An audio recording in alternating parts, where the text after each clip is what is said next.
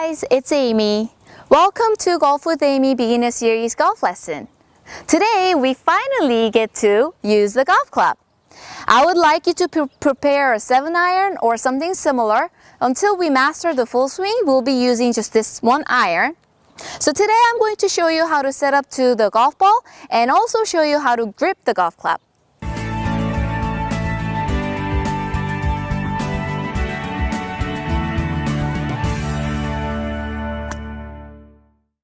Before we start learning to grip the golf club, let me show you how to set up to the golf ball.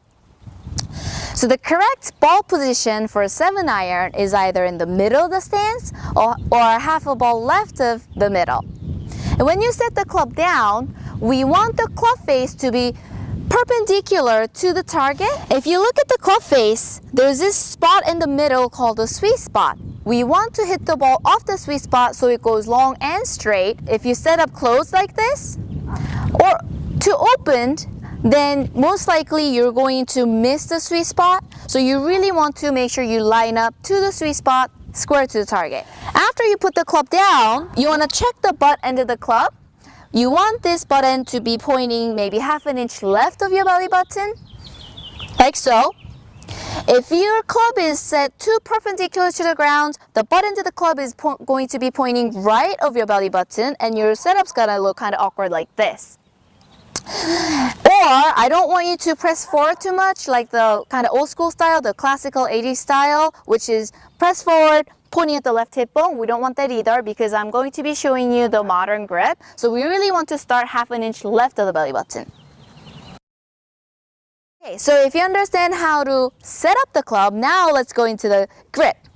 So if you look at the butt end of the club, let's pretend this is a clock. So it goes 12 o'clock, 6 o'clock, 3 o'clock, 9 o'clock. And if you look at your left hand, the joint here in your pinky goes to 7 o'clock, and there's a ball of the palm, and just inside of the ball of the palm is 12 o'clock.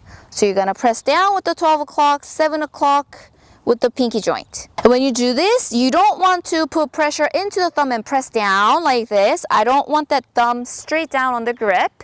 It needs to be relaxed and pointing ever so slightly to the left. I don't want it completely off the grip though. I want it on the grip, just pointing slightly left.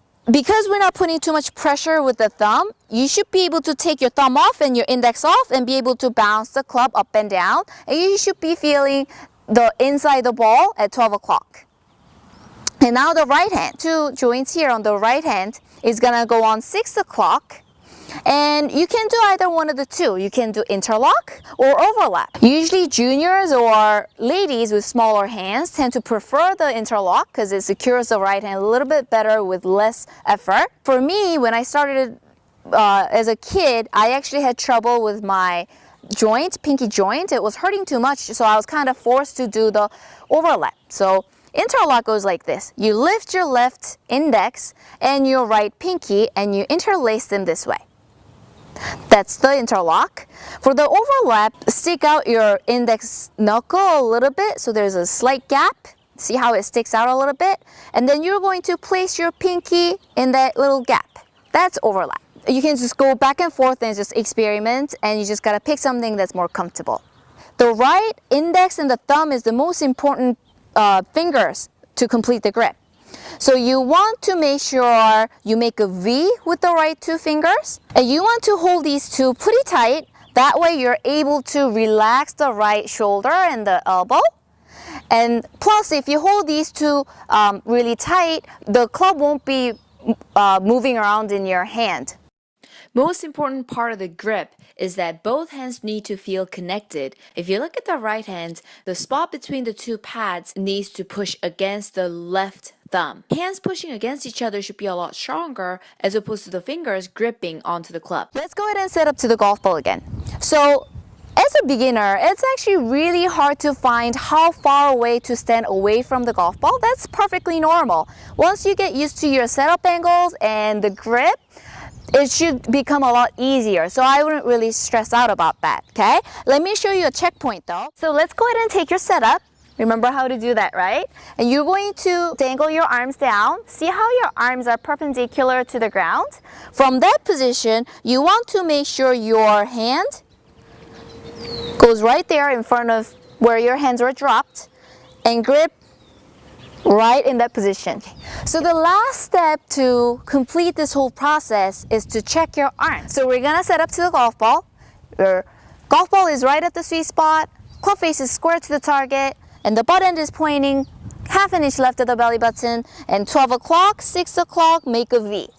And then if you look close, the left palm is pressing down, which makes the left arm straighten without any pressure in the arm. I don't want you to straighten the arm by putting pressure in your muscles. You're just pressing down on the palm. The 3 fingers on the left and the palm pressing down are 2 completely different pressure. I want you to focus more on pressing down on the grip as opposed to holding it tight. If you hold the 3 fingers too tight, you'll have trouble relaxing your left arm, which is going to interfere with your golf swing.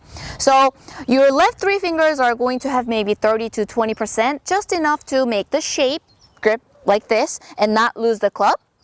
Boom. So I really barely have any pressure there. The right hand, 6 o'clock, make a V. Just make sure the V is pointing at your right shoulder.